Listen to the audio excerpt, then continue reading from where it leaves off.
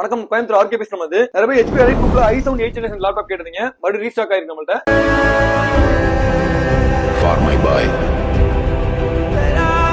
Caesar பாத்துக்க model பார்த்தா HP Elite Book 840 G5 என்ற மாடலுங்க. இதோட கான்ஃபிகரேஷன் வந்து i7 8th generation processor, 16GB DDR4 RAM, 2GB NVMe SSD, 14-inch anti-glare LED display வந்துரும். இது மேட் டிஸ்ப்ளே, நல்லா நீட்டா இருக்கும்.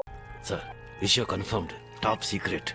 MP டெல்லின்னு யாரையும் ட்ரை பண்ணாதீங்க. உங்க 112 போன் இன்னும் டாப் ஆயிட்டு இருக்கு.